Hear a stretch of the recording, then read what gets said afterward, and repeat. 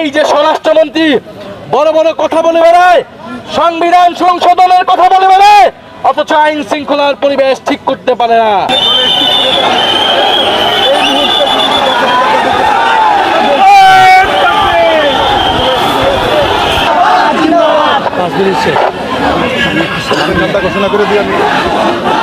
এখন পর্যন্ত না সেটাই প্রমাণ করলো যে এই সরকার জনগণের কোনো দাবিকে তোয়াক্কা করে না। যদি জনগণের দাবিকে তারা তোয়াক্কা না করে তাহলে তাদের পরিণতি কি হবে এটা আমরা 24 সালে দেখে নিয়েছি।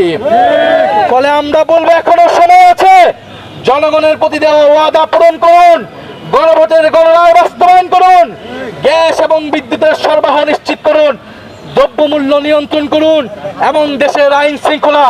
এই যে স্বরাষ্ট্রমন্ত্রী বড় বড় কথা বলে বেড়ায়, সংবিধান সংশোধনের কথা বলে বেড়ায়, অথচ আইন শৃঙ্খলার পরিবেশ ঠিক করতে পারে না। নিজের মন্ত্রণালয়ের খোঁজ নাই, কিন্তু সংবিধান নিয়ে পড়ে আছে, রাষ্ট্র পরিবর্তন নিয়ে বড় বড় কথা বলে, আর বাংলাদেশে খুন খারাপি ধর্ষণে ছেয়ে গিয়েছে। আমরা এটা হতে দেব না ইনশাআল্লাহ। ওনারা একটা দাবিদার নিয়ে আসছিলেন, ওনারা ওখানে ওনাদের একটা অবস্থান ছিল, বক্তব্য ছিল, এখানে আসার কথা ছিল না, বাট ওনারা সাডেনলি এসেছেন।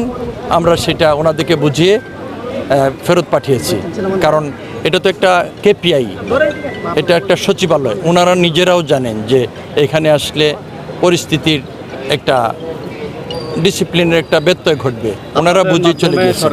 ওনারা ওনাদেরটাই জানাবেন, আমাদের মাধ্যমে কেন যাবেন? আমরা তো আইন শৃঙ্খলা বাহিনী, ওনারা সব বিষয়ে সহযোগিতা করেছেন, আমরাও কাজ করছি।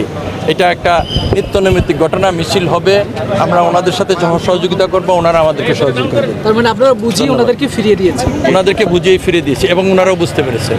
আর কোনো খাম্বা আছে, কারেন্ট নাই, চুলা আছে, গ্যাস নাই, যানবাহনের লাইন আছে, জ্বালানি নাই, এত নাই নাই নাই এর দেশে ওই বিএনপি সরকারের আর প্রয়োজন নাই। আজকের বক্তব্য কি আপনারা কম বেশি সবাই জানেন। আমি শুধু একটা অনুরোধ জানাতে চাই শুরুতে, সেটা হচ্ছে ম্যানেজ বোর্ডের প্রধানমন্ত্রী জনাব তারেক রহমান লন্ডনে থাকতে দেখতাম বিভিন্ন সময় ফটো সেশন করতেন, পাবলিক বাসে নাকি ঘুরে বেড়াচ্ছেন। দেশে আসার পর উনি আর পাবলিক বাসে উঠতে পারেন না, ওনার বুলেট প্রুফ বাসে উঠেন আর বুলেট প্রুফ গাড়িতে উঠেন।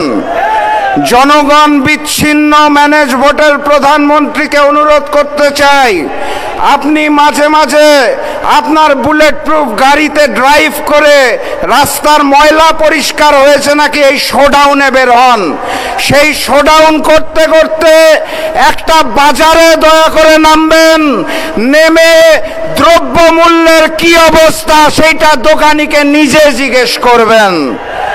দ্রব্যমূল্যের ঊর্ধ্বগতিতে যেই দিশেহারা বাংলাদেশ, তেল বিদ্যুৎ গ্যাসের অভাবে যেই দিশেহারা বাংলাদেশ, সেই বাংলাদেশে ম্যানেজ বোর্ডের প্রধানমন্ত্রী, শোয়াব প্রধানমন্ত্রী তারেক রহমানের আর এক মুহূর্ত ক্ষমতায় থাকার অধিকার নাই।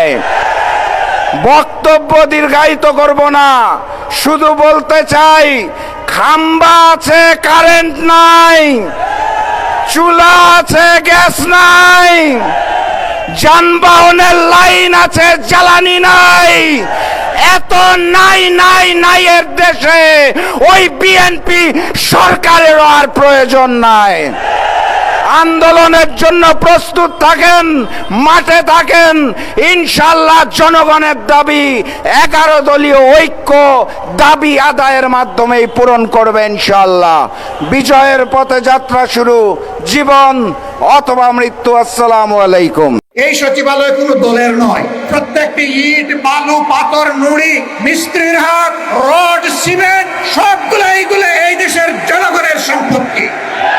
সচিবালয়ে যারা বসে আছেন, মন্ত্রী হন, এমপি হন, জনগণের কথা শুনতে হবে, জনগণের কথা মানতে হবে। বাংলাদেশের প্রত্যেকটি গ্রাম থেকে, পাড়া থেকে, মহল্লা থেকে আমাদের ভাই বোনেরা ঢাকার দিকে রওনা করবে। ঢাকায় মহাসমাবেশ অনুষ্ঠিত হবে ইনশাআল্লাহ।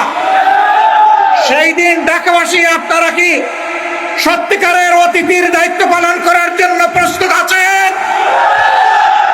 আমাদের দাবিগুলা সচিবালয়ের কানে পৌঁছানোর জন্য, সংশ্লিষ্ট মন্ত্রীদের কানে পৌঁছানোর জন্য এখন আমাদের অবস্থান ধর্মঘট থেকে, কর্মসূচি থেকে সচিবালয়ের দিকে আমরা যাব। আজকের মতো আমাদের দাবি খুবই অল্প। আমার চুলায় গ্যাস চাই, আমার মাকে আর কান্নাবেন না, ঘরে ঘরে বিদ্যুৎ চাই, সংসদের ভিতরে আর মিথ্যা বিবৃতি দিবেন না, খাবার জন্য বিশুদ্ধ পানি চাই। রাস্তাঘাট খালি ছিল, এখন বিএনপির 20 লক্ষাধিক লোক চাঁদাবাজিতে নেমে গেছে, তাদের কাজের সুযোগ হয়েছে। সুতরাং সব নাই নাই বললে তো হবে না। গত 3 মাসে 31,000 কোটি টাকা ঋণ খেলাপি হয়েছে। সুতরাং সরকার যেটা করার সেটা করছে। আমি প্রথম দিনে বলেছি, আপনাকে যদি সরকার পরিচালনা করতে হয়, শিক্ষিত লোকের প্রয়োজন, দক্ষ লোকের প্রয়োজন, জ্ঞানী লোকের প্রয়োজন। ব্যাংক খেলাপিদেরকে দিয়ে দেশ চালাতে পারবেন না, চোরদেরকে দিয়ে দেশ চালাতে পারবেন না, অতীতে যাদের দুর্নীতির রেকর্ড আছে তাদেরকে দিয়ে দেশ চালাতে পারবেন না।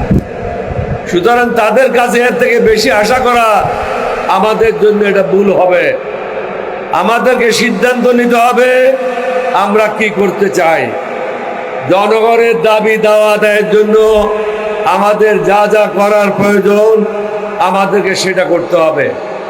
সংগ্রামী ভাই এবং বন্ধুগণ, আজকের এই অবস্থান ও কর্মসূচিতে এখন আপনাদের সামনে বক্তব্য রাখবেন মানবিক বাংলাদেশে বিনির্মাণের অন্যতম রূপকার বাংলাদেশ জামাত ইসলামীর সংগ্রামী আমির জামাত মহান জাতীয় সংসদের মাননীয় বিরোধী দলীয় নেতা, বিশ্ব ইসলামী আন্দোলনের অন্যতম পুরোধা, আমাদের 18 কোটি মানুষের প্রাণ প্রিয় নেতা, জননেতা জনাব ডাক্তার শফিকুর রহমান এমপি এখন বক্তব্য রাখছেন মাননীয় বিরোধী দলীয় নেতা ডাক্তার শফিকুর রহমান এমপি। আসসালামু আলাইকুম রহমতুল্লাহ। বৃষ্টিতে ভিজা সহকর্মীবৃন্দ, আপনারা ঠিক আছেন তো? ঠিক আছেন? বৃষ্টি উপেক্ষা করে অনড় অবস্থান অব্যাহত রাখবেন ইনশাআল্লাহ। ধন্যবাদ সবাইকে। আজকের এই অবস্থান ধর্মঘটে উপস্থিত 11 দলের সম্মানিত নেতৃবৃন্দ, বিভিন্ন শ্রেণী পেশার প্রিয় সম্মানিত দেশবাসী, সংগ্রামী সহকর্মীবৃন্দ এবং গণমাধ্যমের ভাই ও বোনেরা, আমরা আসলে আজকে এখানে বক্তৃতার জন্য আসিনি। আমরা এসেছি 11 দলের পক্ষ থেকে জনগণের 11 দফা আপনাদের হাতে তুলে দেওয়ার জন্য। এই 11 দফা কোনো দলের নয়, কোনো গোষ্ঠীর নয়, কোনো ব্যক্তি স্বার্থ রক্ষার জন্য নয়। এই 11 দফা 18 কোটি মানুষের অধিকার রক্ষার জন্য। আমরা অধিকারের পক্ষে লড়াই করতে নেমেছি। আমরা আস্থাশীল হচ্ছি। ভারী বৃষ্টির মধ্যেও আপনারা অবস্থান ত্যাগ করেননি, আপনারা অবস্থান ধরে রেখেছেন আল্লাহর উপর ভরসা করে। ইনশাআল্লাহ আমরা পারবো। আমরা জনগণের দাবি আদায় করে ছাড়বো ইনশাআল্লাহ। আমাদের আন্দোলন অব্যাহত চলবে। গণভোটের গণরায় বাস্তবায়ন, সকল ক্ষেত্রে বৈষম্য দূরীকরণ, তেল গ্যাস বিদ্যুতের দাম নিয়ন্ত্রণ করে কমিয়ে আনা, মানুষকে জনভোগান্তি থেকে নিস্তার দেওয়া, দ্রব্যমূল্যের দাম নিয়ন্ত্রণ করা, এইসব দাবিতে আমাদের এই চলমান আন্দোলন। তার সাথে খুনিরা এদেশে যে সমস্ত খুন করেছে, অপরাধ করেছে, লুণ্ঠনকারীরা মানুষের সম্পদ লুণ্ঠন করেছে, তাদের বিচার নিশ্চিত করার দাবিতে আমাদের এই আন্দোলন। যারা এদেশের নিরীহ মানুষের বুকে গুলি চালিয়ে বিভিন্নভাবে গুম এবং খুনের আশ্রয় নিয়ে জনগণের পর জুলুম করেছে, মহান আল্লাহর পর ভরসা করে আমরা বলছি, আমরা জীবিত থাকা অবস্থায় বাংলাদেশে এরা আর আস্ফালন করার সুযোগ পাবে না। সম্মানিত ভাই ও বোনেরা, আমাদের এই চলমান আন্দোলন দাবি আদায় না হওয়া পর্যন্ত অব্যাহত থাকবে। ইতিমধ্যে 11 দল আপনাদেরকে সাথে নিয়ে অনেকগুলা কর্মসূচি পালন করেছে। শেষ পর্যন্ত বিভাগীয় শহরগুলোতে বিভাগীয় সমাবেশ অনুষ্ঠিত হয়েছে। পরবর্তী কর্মসূচিগুলো আমাদের এই দাবি আদায়ের লক্ষ্যে আমি এখন আপনাদের সামনে ঘোষণা করছি। 5ই সেপ্টেম্বর ঢাকা থেকে চট্টগ্রামের পথে লং মার্চ। আমরা পরিষ্কার বলে দিচ্ছি, এই লং মার্চ জনগণের দাবি আদায়ের জন্য। অতীতের কায়দায়, ফেসিবাদী কায়দায় আমাদের লং মার্চে যেন কোনো বাধা দেওয়া না হয়। যদি বাধা দেওয়া হয়, লং মার্চ দ্বিগুণ শক্তিতে তার গন্তব্যে পৌঁছে যাবে ইনশাআল্লাহ। সম্মানিত ভাইরা, 19 সেপ্টেম্বর ঢাকা থেকে আমরা রংপুর পৌঁছবো ইনশাআল্লাহ। রাস্তায় অনেকগুলা সভা হবে, জনগণের মনের কথা শুনবো, আমাদের কথাগুলা জনগণকে বলবো। এইভাবে বাংলাদেশের জনগণকে পরবর্তী বড় আন্দোলনের জন্য আমরা তৈরি করতে চাই ইনশাআল্লাহ।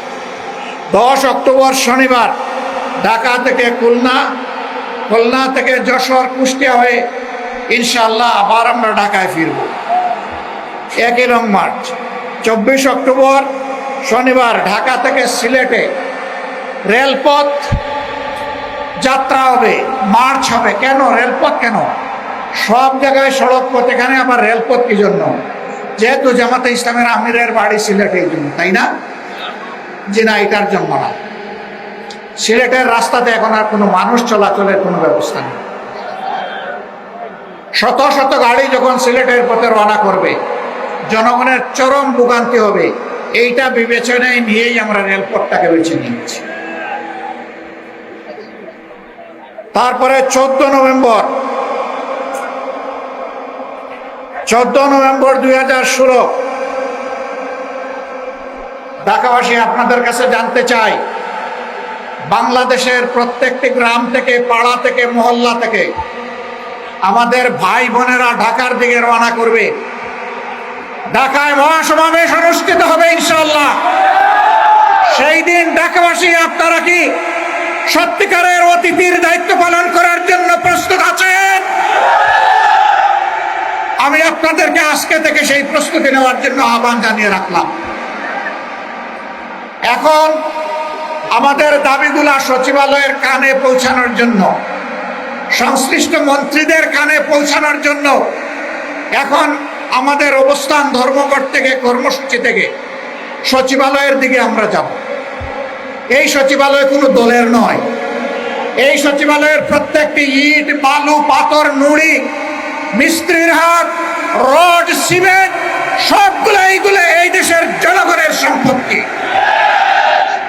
সচিবালয়ে যারা বসে আছেন, মন্ত্রী হন, এমপি হন, জনগণের কথা শুনতে হবে, জনগণের কথা মানতে হবে। আজকের মতো আমাদের দাবি খুবই অল্প।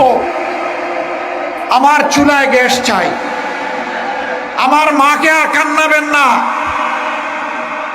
ঘরে ঘরে বিদ্যুৎ চাই, সংসদের ভিতরে আর মিথ্যা বিবৃতি দিবেন না, খাবার জন্য বিশুদ্ধ পানি চাই, আমাদের যানবাহনের জন্য পর্যাপ্ত গ্যাস চাই। ইতিমধ্যে এলপিজির দাম বাড়িয়েছেন, প্রত্যাহার করুন, প্রত্যাহার করুন। না করলে আমরা সংশ্লিষ্ট দপ্তর ঘেরাও করতে বাধ্য হব। আর দাম বাড়ানোর দিকে হাত বাড়াবেন না। গ্যাসের দাম বাড়ানোর ফায়তারা করছেন, আমরা বুঝতে পারছি। সংকট তৈরি করার পরবর্তী পদক্ষেপ হচ্ছে দাম বাড়ানো। আমরা তা হতে দেব না ইনশাআল্লাহ। আপনারা তৈরি আছেন তো? তৈরি থাকবেন। বাংলাদেশ জিন্দাবাদ, 11 দলীয় ঐক্য জিন্দাবাদ। আসসালামু আলাইকুম রহমতুল্লাহ। এই বৃষ্টির মধ্যেও আমরা সবাই রাজপথে অবস্থান করছি। এটাই এই সরকারের জন্য একটা বড় বার্তা। সামনের দিন আসতেছে, বর্ষা বিপ্লব সংগঠিত হয়েছিল 2024-এ, প্রয়োজন লাগলে 2026-এও হবে। এইটা সরকারের আচরণের উপর নির্ভর করবে। সরকার 5 মাসে সম্পূর্ণরূপে ব্যর্থ হয়েছে। গ্যাস দিতে পারছে না, বিদ্যুৎ দিতে পারছে না, দ্রব্যমূল্য নিয়ন্ত্রণে রাখতে পারছে না। কর্মসংস্থানের প্রতিশ্রুতি দিয়েছিল, একটি কর্মসংস্থানও নিশ্চিত করতে পারে নাই। অন্যদিকে আমরা দেখছি বিশ্ববিদ্যালয়গুলোতে, ক্যাম্পাসগুলোতে সরকার দলের নতুন ক্ষমতাসীন ছাত্র সংগঠন, ছাত্র দলের সন্ত্রাসীরা, বিরোধী দলের যারা ছাত্র নেতা রয়েছে, ছাত্র শিবির, ছাত্র সংসদ এবং ছাত্র শক্তির নেতৃবৃন্দদের উপরে নির্বিচারে হামলা করছে। তারা পুরনো ছাত্রলীগের জায়গা দখল করে ক্যাম্পাস দখলের পায়তারা করছে। আমরা বলবো, জুলাই গণ অভ্যুত্থানের জুলাই যোদ্ধারা এখনো ক্যাম্পাসগুলোতে রয়েছে।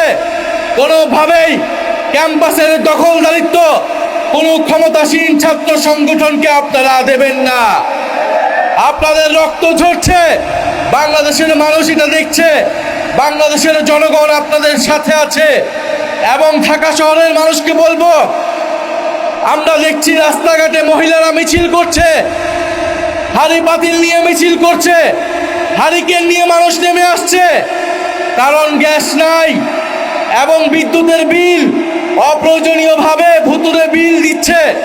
ঢাকা শহরের মানুষের উপরে এই যে নির্মম অত্যাচার এই সরকার শুরু করেছে, আমরা জানতাম এই অত্যাচার করবে, কারণ গণভোটের গণরায় যেই সরকার মানে না, জনগণের কোনো দাবি দেওয়া এই সরকার পূরণ করবে না। ফলে এই সরকার যেই বিশ্বাসঘাতকতা এই নির্বাচনের শুরু থেকেই করেছে, সরকার প্রতি পদে পদে এই বিশ্বাসঘাতকতা বাংলাদেশের জনগণের সাথে করে যাবে। কিন্তু আপনারা, আমরা বাংলাদেশের জনগণ এই সরকারকে কোনোভাবেই এই ধরনের আচরণ করতে দেব না। আজকে আমরা সচিবালয় এখানে এসেছি, আজকে আমরা বার্তা দিতে এসেছি, যদি বিএনপির সরকার, যদি তারেক রহমানের সরকার জনগণের মৌলিক অধিকার গ্যাস, বিদ্যুৎ, কর্মসংস্থান এবং দ্রব্যমূল্য নিশ্চিত করতে না পারে, তবে এই সরকার ক্ষমতায় থাকার স্বপ্ন যেন না থাকে, না দেখে। প্রিয় জনগণ, আপনাদেরকে ধন্যবাদ জানাচ্ছি এবং সরকারের প্রতি বলবো, অবিলম্বে গ্যাসের দাম বৃদ্ধি করার কোনো ধরনের পায়তারা করলে গদিতে বসতে পারবেন না। আপনারা দফায় দফায় 5 মাসে সিলিন্ডারের দাম বৃদ্ধি করেছেন, বিদ্যুতের দাম বৃদ্ধি করেছেন, জ্বালানির দাম বৃদ্ধি করেছেন, এখন গ্যাসের দাম বৃদ্ধি করার পায়তারা করছেন। এই পায়তারা অবিলম্বে বন্ধ করতে হবে। সবাইকে ধন্যবাদ। আসসালামু আলাইকুম।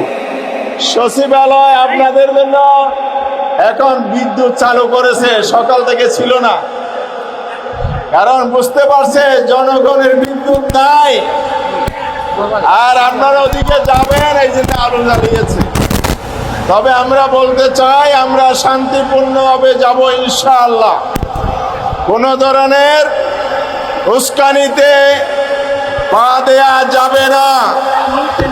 আমরা অত্যন্ত বলিষ্ঠতার সাথে, দৃঢ়তার সাথে, ধৈর্যের সাথে এই দাবি আদায় করার জন্য ভূমিকা পালন করবো ইনশাআল্লাহ।